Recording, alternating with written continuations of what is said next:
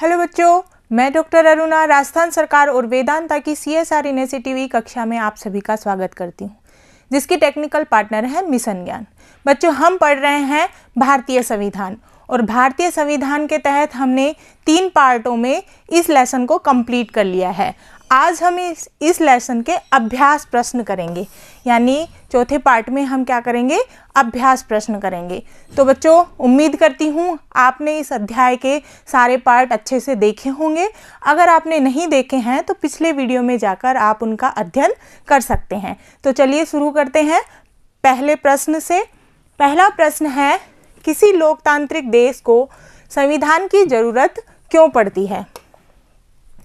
बच्चों, हमने पढ़ा था कि किसी लोकतांत्रिक देश को संविधान की ज़रूरत क्यों पड़ती है, तो इसका उत्तर है किसी भी लोकतांत्रिक देश के लिए संविधान की ज़रूरत होने के प्रमुख कारण हैं। सबसे पहले है आदर्शों को सूत्रबद्ध करने के लिए, यानी संविधान उन आदर्शों को सूत्रबद्ध करता है जिसके आधार पर नागरिक अपने देश को अपनी इच्छा और अपने सपनों के अनुसार रच सकते हैं। संविधान ही यह बताता है कि समाज का मूलभूत स्वरूप क्या होगा। और दूसरा है समाज का मूलभूत स्वरूप निर्धारित करने के लिए। दूसरा है संविधान द्वारा ही किसी राष्ट्र को शासन व्यवस्था निर्धारित की जाती है, यानी संविधान ही किसी राष्ट्र की शासन पद्धति को निर्धारित करता है। सत्ता के दुरुपयोग से रोकने के लिए किसी भी देश को संविधान की आवश्यकता इसलिए होती है ताकि लोकतांत्रिक देश में सरकार का चुनाव जनता द्वारा किया जाता है। यद्यपि ऐसी संभावना बनी रहती है कि सरकार के राजनेताओं द्वारा अपनी राजनीतिक शक्ति या सत्ता का दुरुपयोग किया जाता है। ऐसे में संविधान ऐसे नियम बनाता है जिससे राजनेताओं द्वारा सत्ता का दुरुपयोग रोका जा सके, यानी संविधान में जो नियम होते हैं उन नियमों के आधार पर सत्ता के दुरुपयोग को रोका जाता है। संविधान इसके साथ क्या करता है, अल्पसंख्यकों के हितों की रक्षा करता है और बहुमतवाद की निरंकुशता पर अंकुश लगाता है। इसके अलावा संविधान का ये कार्य है कि संविधान द्वारा न्याय की स्थापना की जाती है, वह नागरिकों को मौलिक अधिकार प्रदान किए जाते हैं और अंत में संविधान देश के व्यापक हितों व देशभक्ति की आस्था वाले आदर्शों व मूल्यों की क्या करता है, रक्षा करता है। तो इस प्रकार संविधान के ये कार्य होते हैं, इसीलिए संविधान किसी भी देश के लिए बनाना आवश्यक होता है। अगला प्रश्न है, नीचे दिए गए दस्तावेज के हिस्से देखिए। ये एक दस्तावेज दिया गया है, इसके हमें हिस्से देखने हैं।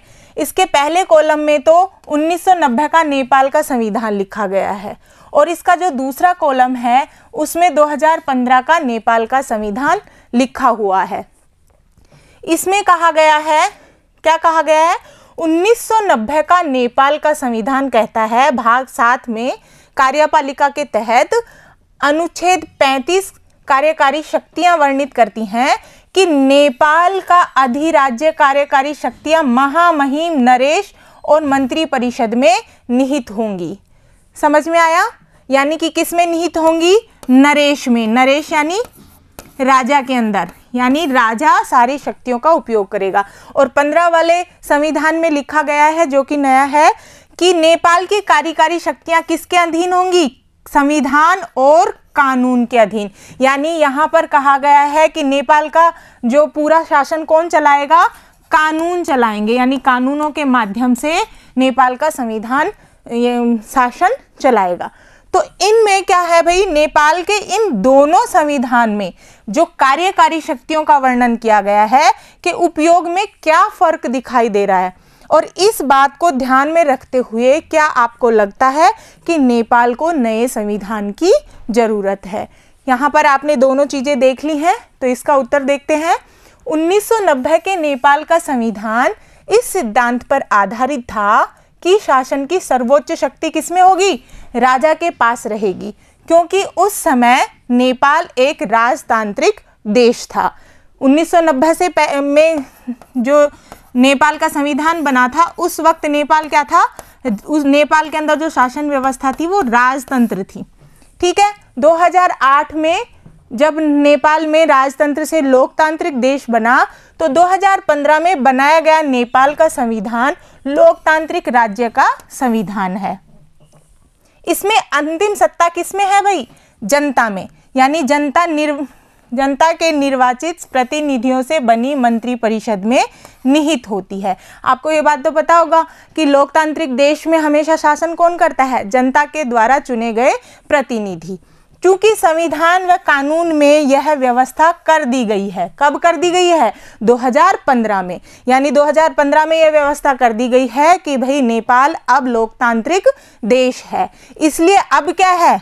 अब किसी भी नए संविधान की जरूरत नहीं है, क्योंकि 2015 में ही ये सारी चीजें नेपाल के अंतरिम जो नया संविधान बना था उसमें वर्णित कर दी गई हैं। अगला प्रश्न है, अगर निर्वाचित प्रतिनिधियों की शक्ति पर कोई अंकुश न होता तो क्या होता? यानी जो हम राजनेता चुनते हैं, अगर उनकी शक्तियों पर कोई प्रतिबंध अंकुश नहीं होता तो क्या होता? क्या होता बच्चों? ऐसी स्थिति में राजनेताओं द्वारा सत्ता के दुरुपयोग करने की संभावना बनी रहती। ऐसा होने पर क्या होता? सामान्य लोगों के साथ भारी अन्याय होता। समझ में आया? हमारा अगला प्रश्न है, निम्नलिखित स्थितियों में अल्पसंख्यक कौन है? इन स्थितियों में अल्पसंख्यकों के विचारों का सम्मान करना क्यों महत्वपूर्ण है? इसका एक एक उदाहरण बताइए। बच्चों, हमारे पास में जो स्थितियां हैं वो है क में क्या है? एक स्कूल में 30 शिक्षक हैं और उनमें 20 पुरुष हैं। ध्यान से देखो, यहाँ पर शिक्षक कितने हैं? 30, और पुरुष उनमें से कितने हैं? 30 में से 20 क्या है? पुरुष हैं। अच्छा, बाकी बचे कितने? 30 में से बचे कितने? 10। तो 10 कौन है? महिलाएं हैं। समझ में आया? यानी 30 शिक्षकों में से 20 पुरुष शिक्षक हैं और 10 महिला शिक्षिकाएं हैं। तो यहाँ पे अल्पसंख्यक कौन है? पहले हमें अल्पसंख्यक देखने हैं, तो कौन है? महिलाएं यहाँ पर अल्पसंख्यक हैं। दूसरा है, एक शहर में 5% लोग बौद्ध धर्म को मानते हैं। यानी कितने प्रतिशत? 100% में से 5% लोग ही क्या मानते हैं? बौद्ध धर्म को मानते हैं। तो इसमें अल्पसंख्यक कौन होंगे? बौद्ध अनुयायी जो होंगे। ग में देखते हैं, एक कारखाने के भोजनालय में 80% कर्मचारी कैसे हैं? शाकाहारी हैं। बच्चों ध्यान से देखो, कितने प्रतिशत शाकाहारी हैं? 80%। बचे कितने? 20% जो क्या हैं? मांसाहारी हैं। कैसे हैं? मांसाहारी। तो यहाँ पर अल्पसंख्यक कौन हुए? जो लोग मांसाहारी हैं वो यहाँ पर अल्पसंख्यक हैं।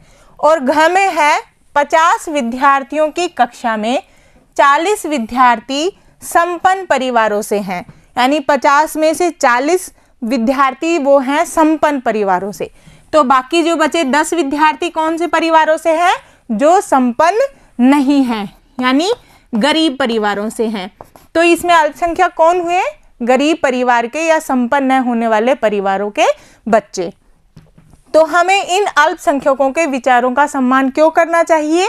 देखो, क के अंदर हमने महिला शिक्षिकाओं को अल्पसंख्यक माना था। यहाँ पे इनके विचारों का सम्मान करना इसलिए आवश्यक है ताकि बहुमत की निरंकुशता से अल्पसंख्यकों को नुकसान न हो। क्योंकि बहुमत किसका अधिक हो रहा था? पुरुष शिक्षकों का बहुमत अधिक हो रहा था। इसलिए महिलाओं की विचारों का आदर करना इसलिए आवश्यक है ताकि बहुमत की निरंकुशता न हो। ख है, बौद्ध धर्म के अनुयायी अल्पसंख्यक हैं। ख के अंदर हमने देखा था 5% बौद्ध धर्म के मानने वाले थे, तो इसमें अल्पसंख्यक हैं बौद्ध धर्म के लोग। इनके विचारों का सम्मान करना इसलिए आवश्यक है ताकि अंतर सामुदायिक वर्चस्व न हो। ग में हमने देखा कि मांसाहारी कर्मचारी अल्पसंख्यक है। 80% शाकाहारी थे, तो जो 20% जो बचे हुए थे वो कौन से थे? मांसाहारी लोग थे। तो इनके विचारों का हमें आदर करना आवश्यक इसलिए है ताकि खान पान में अल्पसंख्यकों को किसी भी ऐसी चीज से वंचित न होना पड़े जो कि बहुसंख्यकों के लिए सामान्य रूप से उपलब्ध है। यानी कि खान पान के मामले में भी किसी प्रकार का भेदभाव नहीं होना चाहिए। और घ कैसी स्थिति है? घ में है 10 विद्यार्थी संपन्न परिवारों से नहीं है, इसलिए वो क्या है? अल्पसंख्यक है। हमने देखा था कितने विद्यार्थी थे? 50 विद्यार्थी थे, जिनमें से 40 तो थे संपन्न परिवारों के और बाकी जो 10 थे वो थे गरीब परिवार के। तो अल्पसंख्यक कौन हो गए? जो 10 बच्चे हैं वो। ऐसी स्थिति में गरीब परिवारों के बच्चों के विचारों का सम्मान करना इसलिए आवश्यक है कि उन्हें गरीबी के कारण किसी तरह का भेदभाव सहन न करना पड़े। इसमें क्या है बच्चों? गरीबी के कारण कोई भी बच्चा ये न सोचे कि उसके साथ भेदभाव हो रहा है। ऐसा करने के लिए हमें इन 10 बच्चों के विचारों का भी पूरा सम्मान करना चाहिए। समझ में आ गया पूरा? अगला प्रश्न देखते हैं। दिए गए बॉक्स में भारतीय संविधान के मुख्य आयामों की सूची दी गई है। दूसरे कॉलम में प्रत्येक आयाम के सामने 2 वाक्यों में लिखिए कि आपकी राय में यह आयाम क्यों महत्वपूर्ण है। दिया गया बॉक्स आपको दिखाई दे रहा है। इस बॉक्स में इधर मुख्य आयाम दिए हुए हैं। तो मुख्य आयाम पहला है संघवाद। संघवाद क्यों जरूरी है किसी भी देश के लिए? तो इसके हमें दो लक्षण या फिर हमारे 2 विचार इसमें देने हैं। पहला है, देश में एक से अधिक स्तर की सरकारें होने से संपूर्ण देश का सुचारू संचालन हो पाता है। यानी संघवाद से पहला तो देश का सुचारू संचालन हो पाता है। दूसरा है, कार्य क्षेत्र की स्पष्टता के लिए सूचियों के निर्धारण से स्पष्ट हो जाता है कि कौन से स्तर की सरकार किन मुद्दों पर कानून बना सकती है। यानी कार्य क्षेत्र विभाजित होते हैं तो आसानी से कानून बनाने के जो मुद्दे होते हैं उनके बारे में भी पता चल जाता है। दूसरा हमारा आयाम है शक्तियों का बंटवारा। शक्तियों का बंटवारा क्यों करना चाहिए? इसके लिए पहला है, शक्तियों का बंटवारा 3 अंगों में किया जाता है, कार्यपालिका, व्यवस्थापिका और न्यायपालिका, जिससे सत्ता के दुरुपयोग को रोका जा सकता है। यानी सभी अपने अपने कार्यों को करते हैं जिससे सत्ता का दुरुपयोग क्या होता है? बचा रहता है सत्ता में। प्रत्येक अंग दूसरे अंग पर नियंत्रण रखता है जिससे सत्ता का संतुलन बना रहता है। इसमें बच्चों सत्ता का संतुलन भी इनमें बना रहता है। क्यों? क्योंकि हमने पढ़ा था कि इसमें तीनों जो अंग होते हैं वो आपस में एक दूसरे पर अंकुश लगाए रखते हैं। ठीक है। तीसरा आयाम है मौलिक अधिकार। मौलिक अधिकार क्यों जरूरी है? इसके लिए हमें 2 हमारे विचार देने हैं। इनसे नागरिकों के लिए क्या होता है? न्याय की स्थापना की जा सकती है। मौलिक अधिकार क्या करते हैं? लोगों को अन्याय से बचाते हैं, यानी न्याय की स्थापना करते हैं। दूसरा, देश के नागरिक अपने अधिकारों की रक्षा की पहल कर सकते हैं। यानी कि जो नागरिकों के अधिकार हैं उनकी वो पहल कर सकते हैं। कहाँ पहल कर सकते हैं? न्यायालय में जाकर। यानी मौलिक अधिकार हमें न्यायालय में जाने की छूट देता है। अगर वहाँ पर किसी के भी अधिकारों का हनन होता है तो हम बिना रोक टोक के न्यायालय से न्याय की प्राप्ति कर सकते हैं। हमारा चौथा आयाम है संसदीय शासन व्यवस्था। संसदीय शासन व्यवस्था में पहला है, सार्वभौमिक वयस्क मताधिकार के माध्यम से स्वतंत्र रूप से सरकार का चुनाव किया जाता है। भाई पहला तो इसलिए होता है क्योंकि इसमें सभी लोगों को, वयस्क लोगों को मतदान देने का अधिकार होता है। दूसरा है, सरकार के प्रतिनिधि सदैव जनता के प्रति जवाबदेही होते हैं। जो प्रतिनिधि चुने जाते हैं वो सदैव जनता के प्रति क्या होते हैं? जवाबदेही। क्यों? क्योंकि उन्हें पता होता है कि जनता ने ही मत डालकर उन्हें विजयी बनाया है, इसलिए वो सदैव जनता के प्रति क्या होते हैं? जवाबदेही होते हैं। तो इस प्रकार हमने इन चारों आयामों के 2 लाभ या फिर उनके लक्षण या फिर महत्वपूर्ण जो अपने विचार हैं वो देखें। चलिए अगला प्रश्न देखते हैं। उन भारतीय राज्यों के नाम लिखिए जिनकी सीमाएं इन देशों से लगती है। पहला है बांग्लादेश, दूसरा है भूटान और तीसरा है नेपाल। यहाँ बच्चों आपको भारत का मानचित्र दिखाई दे रहा होगा और भारत के मानचित्र में हमें ये नेपाल दिखाई दे रहा है, यहाँ पर ये भूटान है और ये हमें बांग्लादेश दिखाई दे रहा है। ये 3 देश हैं। पहला है भूटान यानी ये वाला, इससे लगने वाले राज्यों की हमें क्या दिखाना है, नाम बताना है। बच्चों ऐसे प्रश्नों को हल करने के लिए आपके पास मानचित्र अपनी किताब में भी है, उसमें आप देख सकते हैं और उसको देख के हमें राज्य का नाम लिखना है। तो पहले हमारे जो भूटान या बांग्लादेश से बात करते हैं, हमारे ये बांग्लादेश है। बांग्लादेश से कौन कौन से राज्य लग रहे हैं? सबसे पहले पश्चिमी बंगाल, ये रहा पश्चिमी बंगाल। फिर असम, ये असम दिखाई दे रहा है।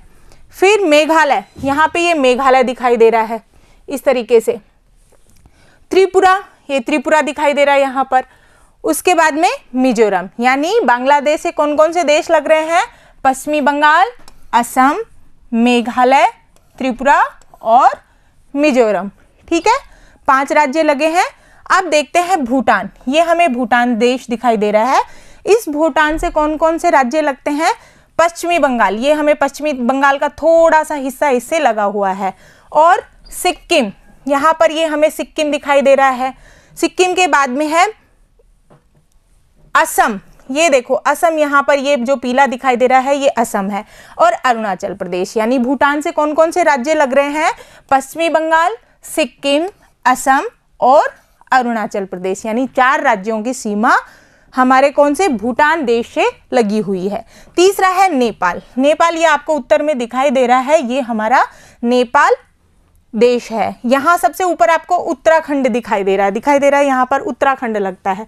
फिर उत्तर प्रदेश राज्य लगता है और ये बिहार राज्य लगता है, इधर सिक्किम लगता है और यहाँ पर पश्चिमी बंगाल लगता है। यानी 5 राज्य हैं जो इस नेपाल से टच होते हैं, इसकी सीमा को छूते हैं। कौन कौन से? उत्तराखंड, बिहार, पश्चिमी बंगाल, सिक्किम और उत्तर प्रदेश। ये 5 राज्य हैं जो नेपाल देश से लगते हैं। तो बच्चों इसमें जो पश्चिमी बंगाल है वो तीनों देशों से लगता है। देख रहे हैं आप, भूटान से भी लग रहा है, बांग्लादेश से भी लग रहा है और नेपाल से भी लग रहा है। यानी ये पश्चिमी बंगाल राज्य ऐसा है जो इन तीनों देशों की सीमाओं से लगता है, यानी तीनों देशों की सीमा इससे जुड़ी हुई है।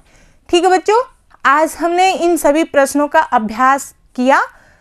उम्मीद करती हूँ ये सभी प्रश्न आपको अच्छे प्रकार से समझ में आ गए होंगे और इनके उत्तर आप अच्छे प्रकार से समझकर उनका बार बार अभ्यास करके परीक्षा में सही तरीके से लिख पाएंगे। चलिए मिलते हैं आगे, बने रहिए यहीं पे, तब तक के लिए धन्यवाद।